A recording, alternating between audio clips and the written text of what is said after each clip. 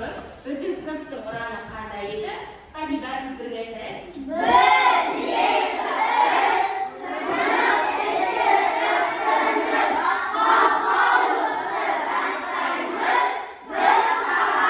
бастаймыз. Жақсы. Енді сабағымызды бастамас бұрын әдеттегідей топқа бөлініп алайық. Қане менің алдымда қима қағаздар бар. Әр қима қағазды алып, орындарымызға барып, сол топқа жайғасайық. Келе қойып.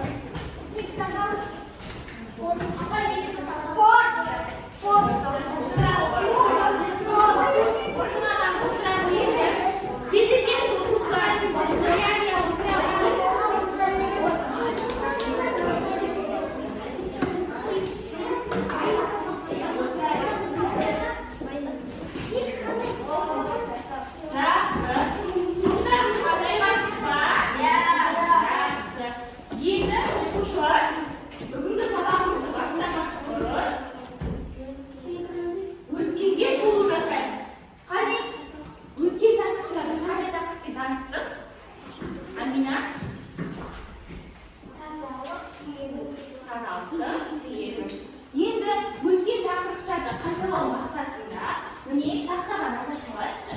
Мен суретін көріп тұрсыздар. Не көріп тұрсыздар? Міне кір жайғыштар әртүрлі күйінде жайылып тұр. Әрі сол күйіндердің астында сұрақтар жасырылған. Қане әр топтан бір оқушы шығып, осы сұрақтарға жауап берсін. Байлық тобынан келе отырма.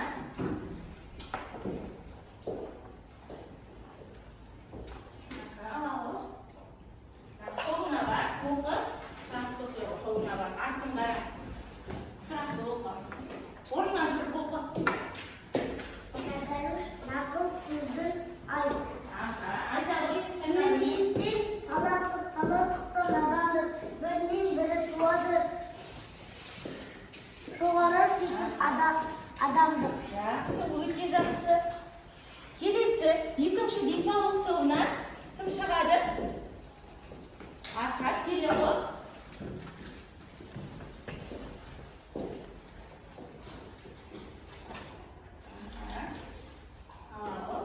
Тобына барып, сұрақты оқи ғой. Құдай бертілі кім? Құдай бертілі ақын аудармашы. Жақсы, өте жақсы. Енді келесі тазалық тобынан кім шығады? Дивана шығады.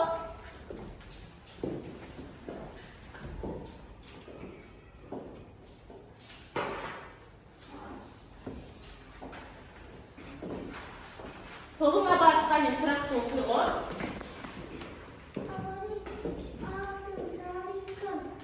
Ыбырай Алтынсарин кім дейді? Бері қарап оқушыны қарап иә, жақсы. Келесі соңғы спорт тобынан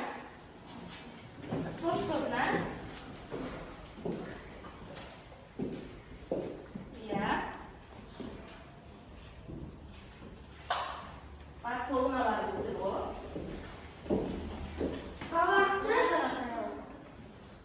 Сабақты әңгімесінде не туралы айтылған? Жақсы, сабақты әңгімесінде не туралы? Сабақты әңгімесінде тазалық туралы айтылған. Тазалық дегеніміз біз таза болуымыз керек, таза болып жүруіміз керек, киімдеріміз таза болуы керек. Енді сақиге келсеңіздер барлығымыз? Оқушылардың сұраққа жауап берген оқушыларға осындай стикер таратып жатырмын. Яғни сабаққа бүгін белсенді болып отырайық. Көп стикер алған оқушыға, яғни бүгін қандай баға алады? 5 алады екен. Жақсыңдар сақи. Тамам. Стикер. Енді оқушылар сонымен үй тапсырмасына шолу жасасақ, ендігі кезекте тақтаға назар салайықшы. Не көріп тұрмыз? Не көріп тұрмыз?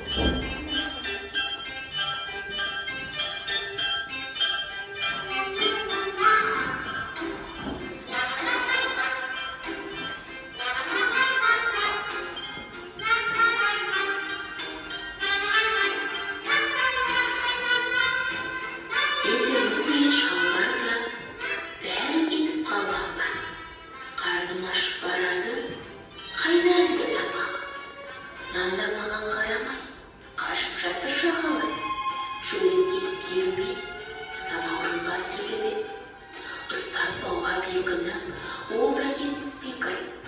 Бұл не сонда? Мәні не? Не боп қалды бәріне? Үйге қарай зыттым деп, енді мен де біттім деп. Қол жуғышқа тығылдым, айғыздары мұрынның. Сиялары бетімнен сабынменен кетірдім. Аямадым сабынды, барлық кірім арылды. Жүрегім сатпақ бол, сезбей қалдым шалбарым. Жаныман кетіп қалғанын, самса жеті сосын, еш мені досым деп, көріп аппақ түрімді, нан аузыма тығылды. Кітабымда күлімдеп, дәптерлерде біртіндеп, келіп жатыр жүгіріп, қарап аппақ түріме. Кітаптарым қуанып, билетте жүр бұралып. Осы кезде жаныма жетіп келді тағы да. Қол жуғыштай батырдың, күліп қояды ақырын. Сүйсінгеннен шаттанып, сүйді мені бас салып. Кір-кір болып жүреді, аппақ болдым балақай. Енді екеуміз білемін, дос боламыз алақай. Қош иісті сабындым, көбігіне малындым, тісімді де тазарттым, барлық кірден арылдым. Тап-таза болып жүргенің, қандай әсем жақсаға. Жуынбасаң күнбе-күн, ұят масқара. Рахат құр шомылған, айдындарда балықтай. Моншада да үйде де, жуынамын жалықпай. Шомыламын күннемен, тамаш еткен бұл неге.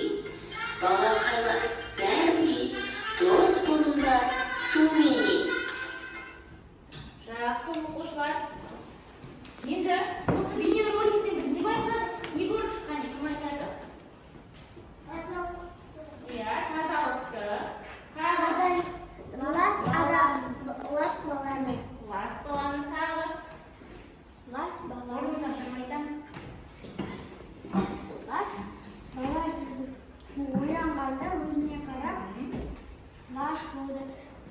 Заттар одан қашып сол бір кезде ол таза болып кетті. Заттар оған қайта келіп қуанды. Кітаптар секіріп жүрді. Иә, отыра ғой тағы. Іңкәр. Бала лас болды. Сосын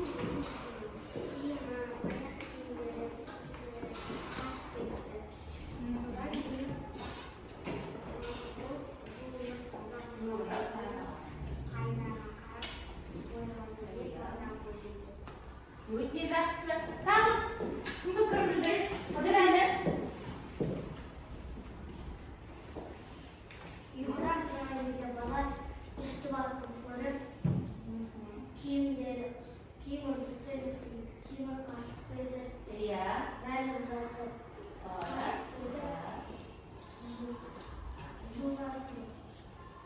жуынып, бәрі заты қайта беріп, Иә. таза болды. Өте жақсы. Яғни оқушылар сонымен тазалық бар жерде не бар екен? Иә, Қансерік. Таза болып жүргенде, Иә. оның бір заты билеп,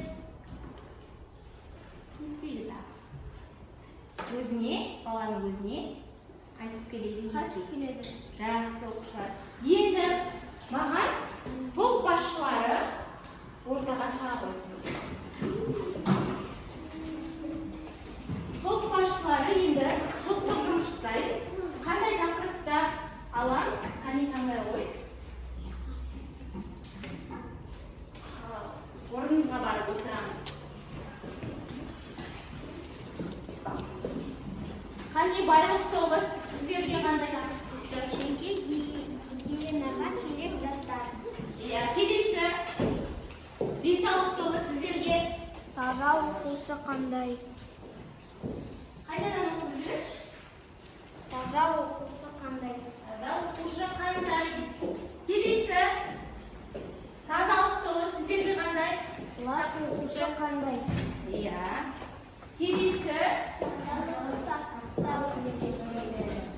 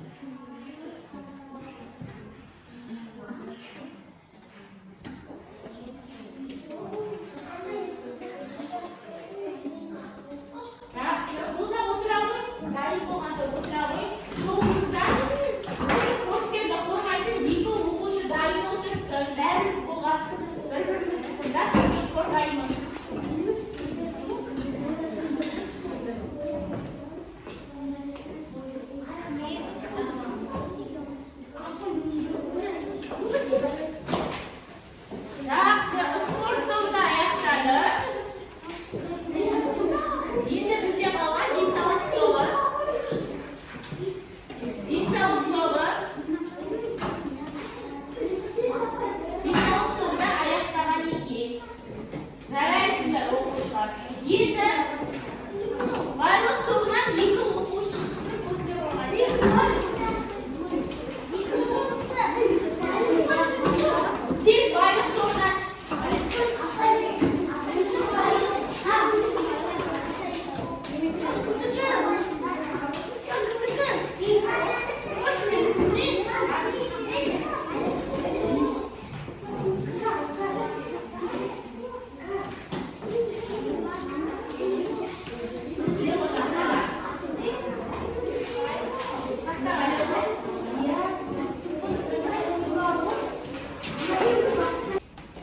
байлық тобын тыңдаймыз, басқаларымыз тыныш тыңдап отырамыз.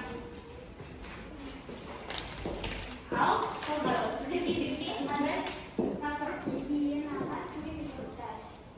Иә.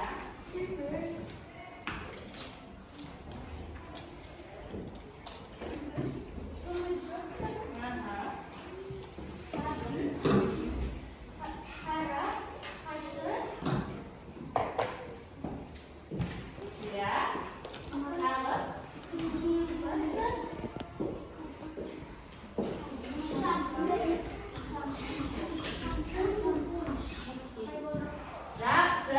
Байлық тобына бағалай шыққан байлық тобы. Қалай жақсы ма? Байлық тобы өте жақсы. Жақсы. Келесі денсаулық тобына 2 оқушыға ол.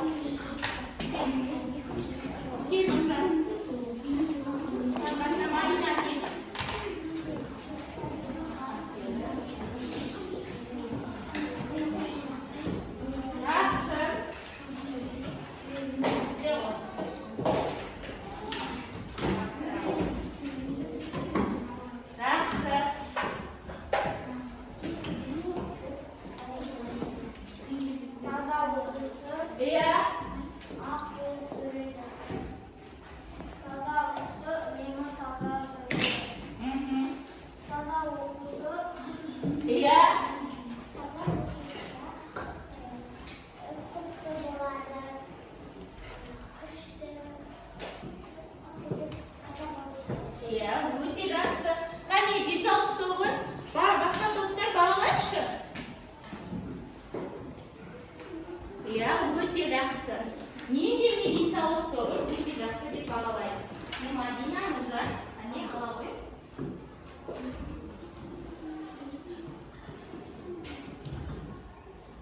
Отыра ғой орындарға. Келесі бізде тазалық тобы. Тазалық тобы. Іңкәр, ержүрек. Іңкәр, ержүрек, Леғо. Тақтаға Леғо.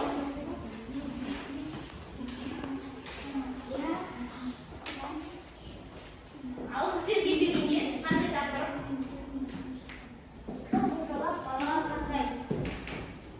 Иә.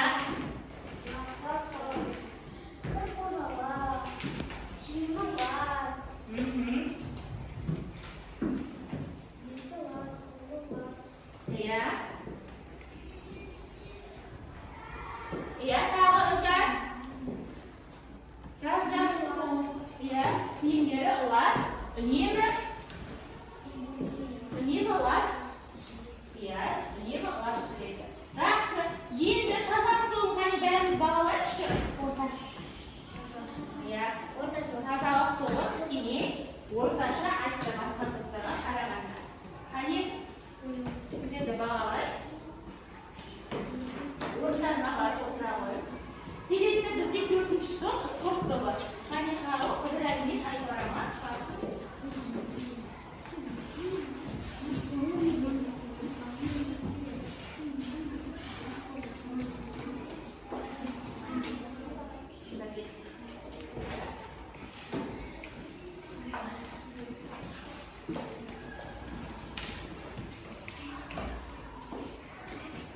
Сіздерге берген қандай тақырып?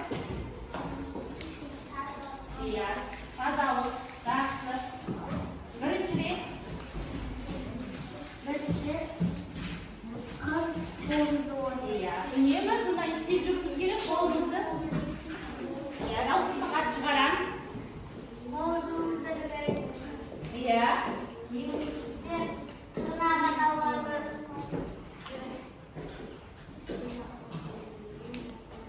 Iya. үшіншісінде түсіндіруларды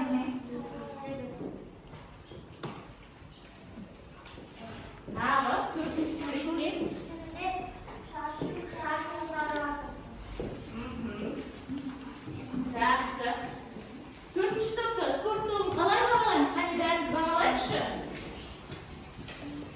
Иә, біреуге ұнаса, біреуге ұнамаған екен. Ал мен бұл топты өте жақсы деп бағалаймын. Жақсы, ала ғой.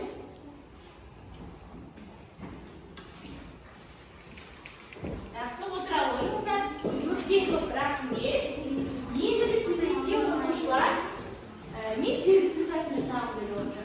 Бұл сергіту сәті басқа сергіту сәттеріне өте ерекше. Себебі біз өзіміздің тобымыздың атына байланысты мақал материалдар. Ол үшін ең алдымен біздің тобымыздың аты бірінші топ қандай? Байлық сөзін. Үш тілде айтайықшы қане? Байлық.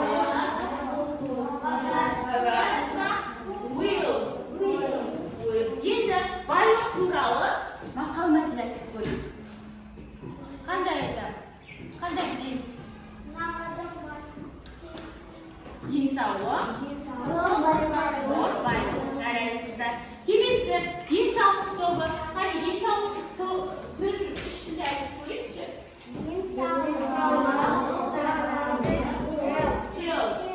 Өте жақсы. Енді денсаулыққа байланысты мақал мәтел айтайықшы қане? Дені саудық, жақсы. Өте жақсы. Келесі үшінші топ. Сіздердің топтарыңыз аты қандай? Тазалық. Тазалық тобы. Енді тазалықты қане үш тілде айтып көрейік. Cleanliness.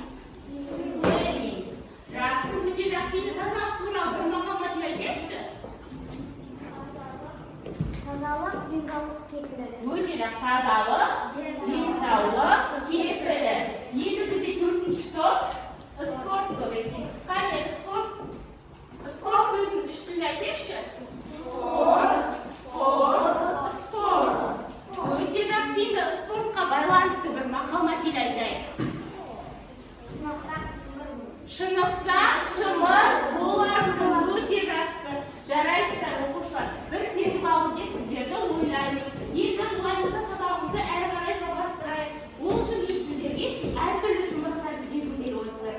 Бірінші жұмбақты оқиық. Қане бәріміз. Иә, дәмі де жоқ, түсі жоқ, пайдаланбас кісі жоқ. Не деп ойлайсыздар? Үнжу айталу. Сол өте жақсы. Үнжуге жауап бергені үшін оны да бағалаймыз. Қане дұрыс екен, қарайық. Екінші жұмбақ, қане бірге оқиық. Оның болғанында жүрегі қолдарында. Аян айтайық, аян. Сүлгі, қане тексеріп көрейік жауабын. Сүлгі дұрыс екен? Өте жақсы, аян. Қане сені бағалайық. Келесі жұмбақтың қалтамда жатыр ісі бар, істемей-ақ істер ісі бар. Қане кім айтады? Архат. Қара, өте жақсы. Дұрыс па екен? Иә. Не Архат, сен де бағалаймын. Келесі түйістірек көзіндей, көзіне жолықтырады өзіңді өзіңе. Сезім бізде бірінші айтты.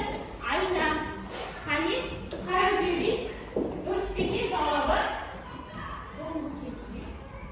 Айна екен. Қане сезімге дұрыс жауап берген үшін. Өте жақсы. Енді оқушылар менің алдымдағы мына заттарға назар салайықшы. Осы жұмбақты шешуі менің алдымда тұр ма?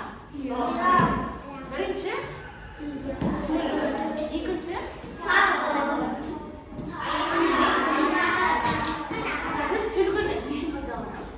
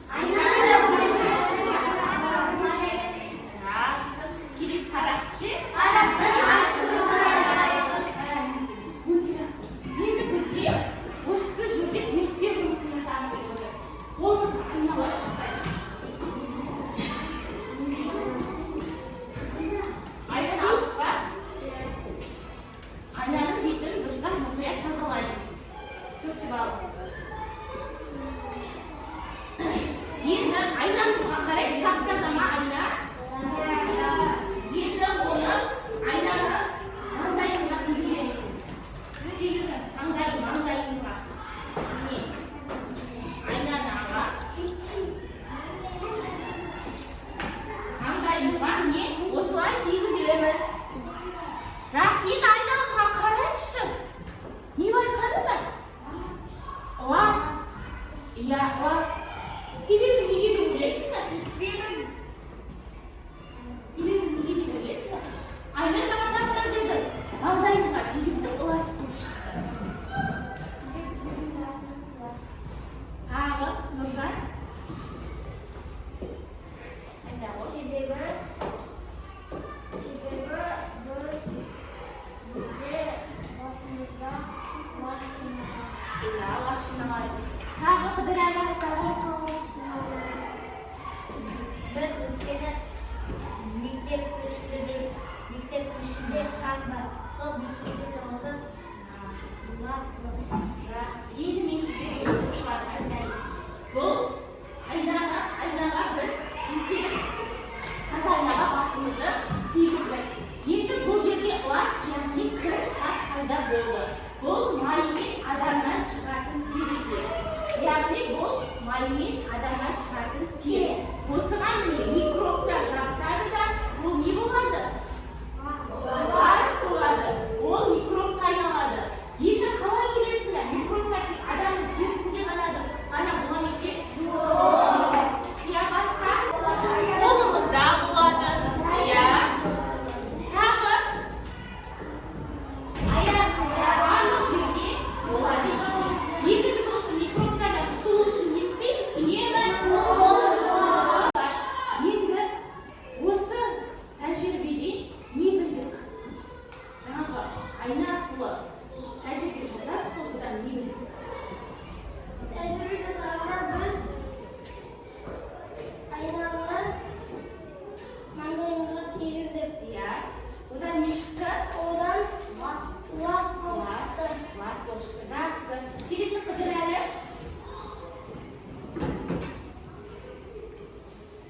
Біз айнаға маңдайымызды тигізгенде айна кір болып шықты. Иә. Ол қайдан шыққан екен? Микроб, жақсы. Микробтар біздің тек терімізде болады деп ойлайсыңдар ма?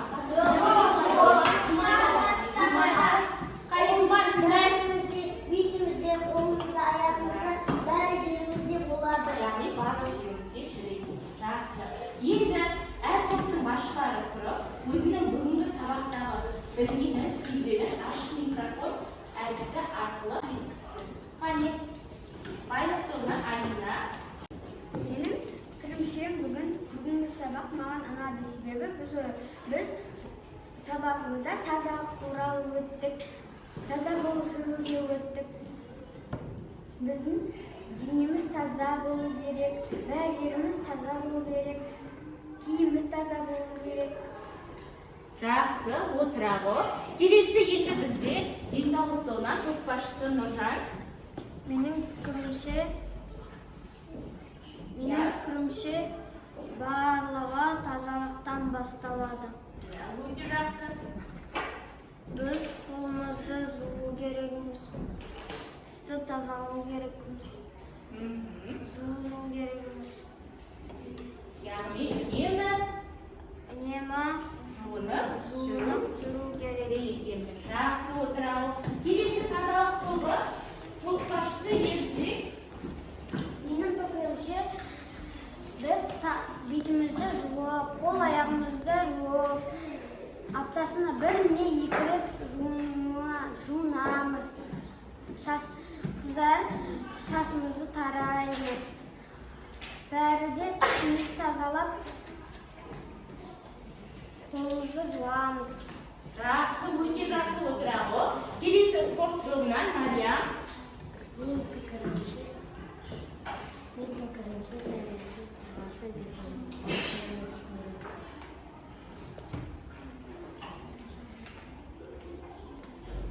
қолымызды жуамыз, бет-аузымызды жуып, шашымызды тарап, тамақ ішетін уақытында қолымызды жуамыз. Жақсы, өте жақсы оқушылар. Енді оқушылар алдымызда берілген стикерлерге бүгінгі сабақ ұнады ма, ұнамады ма, не түйдім, не білдім, әлі де білгім келеді. Қане соларды жазамыз. Егер де сабақты өте жақсы түсініп, қызықты болса, мына білім қоржынына